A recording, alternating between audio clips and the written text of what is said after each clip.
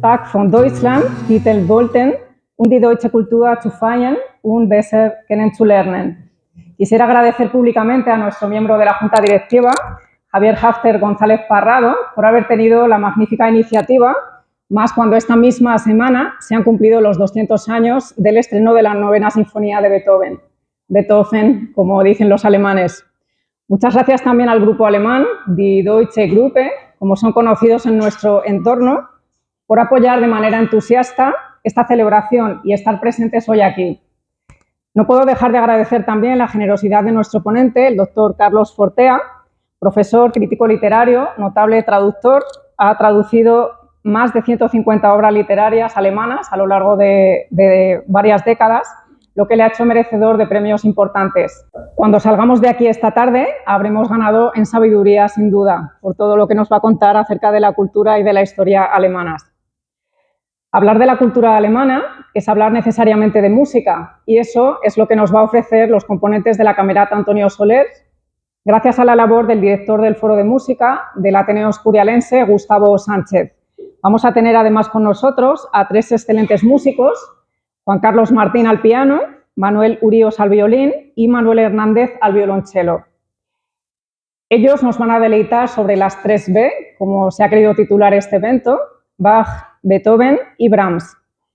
En alemán, decir Wunderbar o Wunderschön, como aparece en nuestro cartel, es decir, maravilloso. Con toda certeza será la impresión que tendrán todos los espectadores de este doble acto al terminar. Quisiera pedir un aplauso para los protagonistas de esta tarde llena de cultura, nuestro ponente y los músicos. Muchas gracias.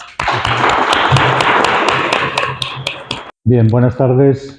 Muchas gracias a todos por venir esta tarde. Muchas gracias al Ateneo Escurialense por su amable invitación. Quien tienen ante ustedes es un largo estudioso de la germanística que ha dedicado muchos años a la traducción de obras literarias alemanas y de obras de pensamiento alemán. Y lo que voy a transmitirles esta tarde va a ser un conjunto de impresiones. Voy a transmitirles un conjunto de impresiones acerca de mi experiencia de lo alemán, que como verán en mis palabras es no solamente lo oriundo de Alemania, sino también de los demás países de la lengua alemana. Y inevitablemente vamos a hablar de tópicos, que es de lo primero que uno le viene a la mente cuando piensa en cualquier nacionalidad, ¿no? Todos los países tienen sus tópicos y en alguna medida además todos son ciertos. Para nuestra visión del mundo, la visión española, los alemanes son disciplinados, son serios, son organizados, rígidos, y en parte es verdad que lo son. Pero si rascamos un poco más vamos a encontrar otras muchas cosas. En primer lugar, y ya lo anticipaba hace un segundo, que a menudo confundimos lo alemán con lo que se expresa en alemán. Y en alemán se expresan también los ciudadanos de al menos 3 naciones en el centro de Europa, que son Alemania, Austria y Suiza. Y en un pasado bastante cercano en términos históricos fueron bastantes más. En segundo lugar, ese mundo germano parlante que hoy conocemos es hijo y heredero de movimientos de la historia que no solo han cambiado a Alemania a lo largo de esa historia, sino también a Occidente. No solo han cambiado a Europa, sino al mundo tal como lo conocemos. Vamos a echar un poco la vista atrás, porque para entender nuestra idea de lo alemán tenemos que remontarnos a un tiempo en el que el mundo era distinto. Un mundo en el que al frente del Imperio Alemán, del que entonces se llamaba, en la traducción habitual en castellano, el Sacro Imperio Romano Germánico, se encontraba un señor nacido en Bélgica que entre sus muchos títulos ostentaba como título principal el de rey de España y de las Indias. Me refiero, ya lo habrán adivinado, a Carlos V de Habsburgo, emperador del Sacro Imperio, un imperio que cuando él sube al trono llega desde Dinamarca por el norte hasta el norte de Italia por el sur y desde la frontera de Francia por el oeste hasta Austria y hasta Rusia incluso y hasta lo que entonces se conocía como el Imperio Otomano. Un imperio lleno de nacionalidades y diferencias, que tiene en ese momento como cemento común la cristiandad y dentro de ella lo que se llamaba la cristiandad occidental, es decir, la obediencia a Roma. A principios del siglo XVI, ese cemento se resquebraja. La Reforma Protestante, impulsada por Martin Luther, al que la manía de traducir los nombres propios ha hecho que en España conozcamos como Lutero, parten dos a la Europa de la época, siguiendo una línea geográfica que curiosamente coincide con la frontera que alcanzó en su día el Imperio Romano, el llamado Limes. Al sur de Colonia, de Múnich y de Viena, se mantiene el catolicismo. Al norte y hacia el este, hablo siempre de los territorios germanoparlantes, se abre paso el protestantismo. De ese punto de arranque vienen la mayoría de las 1000 Alemanias que conocemos y de las que vamos a hablar, y todos los productos espirituales que van a dar a luz en beneficio de la humanidad. Por poner dos ejemplos, de la mitad católica de aquel mundo vendrán algunas de las joyas del arte barroco, y de la protestante la cumbre de la música occidental, encarnada en Johann Sebastian Bach, cuya música oiremos esta tarde. Pero es que a la división norte-sur se va a añadir 2 siglos después una división este-oeste, porque en los territorios germanoparlantes del noreste se forma desde el siglo siguiente a la Reforma un estado pequeño pero belicoso, heredero de unos orígenes fundacionales en los que se encuentra una orden religioso-militar nacida en plena Edad Media, la que en España conocemos como la Orden Teutónica. Ese estado responde al nombre de Prusia y en cuanto empiece a crecer se convertirá en el principal quebradero de cabeza, primero del Imperio de los Habsburgo, luego de todo el resto de Alemania y en un momento dado del mundo entero. Prusia es un estado militarista y expansionista y desde el principio elige crecer hacia los otros territorios germánicos. Va a librar varias guerras con los austriacos, va a crecer a costa de sus vecinos y va a terminar dando forma al Imperio Alemán, un imperio separado del austriaco y enfrentado con él. Muchos de los tópicos que hoy describen el carácter alemán son en realidad tópicos aplicables al carácter prusiano, porque de hecho durante todo el siglo XIX la mitad occidental de Alemania es lo más opuesto a eso, es la cuna de las revoluciones. La iglesia de San Pablo de Frankfurt fue en 1848 la sede del primer Parlamento democrático alemán, el primer lugar en el que ondeó la actual bandera de Alemania. En Alemania occidental, por poner otro ejemplo, el romanticismo se siente como en casa, y el romanticismo es el movimiento cultural menos disciplinado que quepa imaginar. Bonn y Viena dan albergue a la música de Beethoven, considerada en su época la expresión del espíritu liberal. Mientras Prusia da a luz a Kant, del que ahora celebramos el tricentenario, la Alemania occidental da a luz a Marx. No se puede imaginar más variedad ni se puede imaginar más contradicción con el tópico. Con esto ya tenemos sobre la mesa a los principales autores de nuestro drama histórico. No vamos a entrar en los acontecimientos que todos hemos estudiado en algún momento, la unificación de Alemania bajo el Estado de Prusia, el mando de Prusia, quiero decir, la Primera Guerra Mundial, son casos sobradamente conocidos.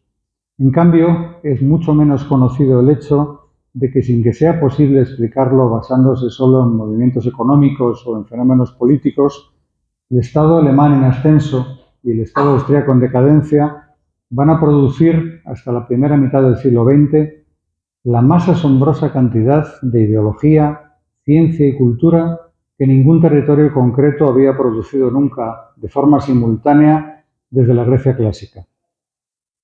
Porque entre 1900 y 1930, Alemania y Austria viven una floración cultural sensacional. En 1900, Max Planck formula su teoría de la mecánica cuántica, de la que todavía hoy estamos extrayendo rendimientos, en la que se basa, de hecho, la próxima generación de ordenadores. En 1905, Albert Einstein formula la teoría de la relatividad. Ese mismo año, Robert Koch gana el Nobel de Medicina por sus descubrimientos sobre la tuberculosis. Durante la primera década del siglo, en Austria explota el modernismo, con autores tan brillantes y tan famosos como Gustav Klimt. Después de la Primera Guerra Mundial, la pintura alemana da a luz a los grandes maestros del expresionismo. La literatura en alemán, es decir, incluyo aquí tanto la alemana como la austriaca, como la de la minoría checa germanoparlante, produce a Kafka, del que ahora celebramos su primer centenario, a Thomas Mann, autores de éxito internacional como Stefan Zweig, el autor más vendido de su época, el que seguramente habrán leído muchos de los aquí presentes. Arnold Schoenberg inventa la música dodecafónica. Se crean nuevos géneros populares, como el cabaret. La ciencia jurídica se desarrolla en todas las direcciones imaginables, con una referencia ineludible en el constitucionalismo de Hans Kelsen. Hay muchos lugares en los que se han producido desarrollos comparables, pero únicamente en el centro de Europa se producen en ese momento todos a la vez. Aunque no sea más que un indicador numérico, hasta 1932 Alemania consigue 10 premios Nobel de Física, 6 premios Nobel de Medicina, más otros 2 que consigue Austria, y la lengua alemana en su conjunto recibe el Nobel de Literatura en 5 ocasiones. Todo ese esplendor tremendo, todo ese esplendor que, como les decía, no tiene parangón casi en ningún momento de la historia, termina abruptamente con la llegada del nazismo, que aplastará el país física y espiritualmente y lo hundirá en la ruina moral. Y paradójicamente, tal vez es en ese momento cuando la cultura alemana da las mayores muestras de vitalidad. Primero lo hace fuera de Alemania, porque ya no puede hacerlo dentro. Me gustaría compartir con ustedes, a título de anécdota, una de esas cosas que todo el mundo sabe pero nadie sabe, y es, dicho sea de forma un poco exagerada pero cierta, que lo que todos conocemos como el gran cine americano de los años 30 y 40 es en realidad cine alemán. En California, en Hollywood, 2 generaciones de exiliados, la que llega ya adulta hasta el Pacífico y la que se desarrolla y crece allí, van a crear un cine que desafía todos los tópicos con los que empezaba esta conversación. En Hollywood se rueda una comedia crítica tan fabulosa como Ser o no ser, de Ernst Lubitsch. En Hollywood prosigue en su carrera el vienés Fritz Lang, inolvidable autor de La mujer del cuadro.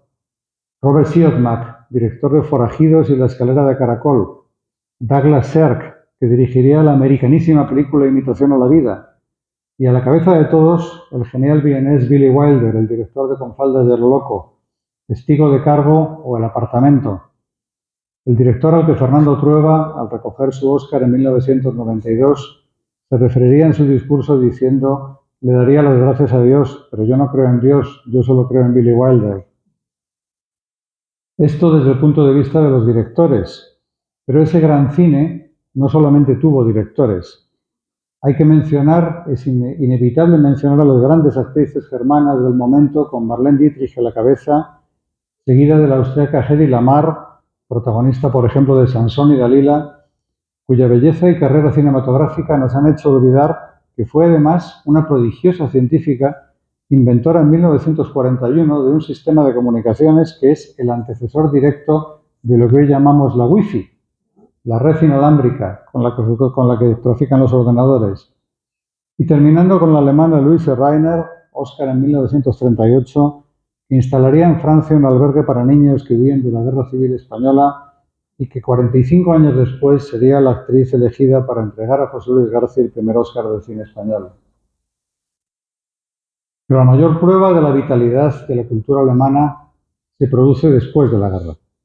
Se ha hablado ya tanto del milagro económico alemán que no vamos a insistir hoy en él. No nos faltarían indicios para saber cuáles fueron todos los factores que incidieron en su indudable éxito, pero se ha hablado menos del momento en que, de una cultura destrozada, sometida al trauma de los crímenes que se habían cometido en nombre de Alemania, se levanta una cultura nueva. Una cultura que empieza en lo que se dio en llamar literatura de las ruinas y que desde ese momento hasta hoy producirá nombres tan relevantes desde el punto de vista tanto literario como moral, como Heinrich Böll y Günter Grass, como Else Eichinger o como Ingeborg Bachmann, entre otros muchos.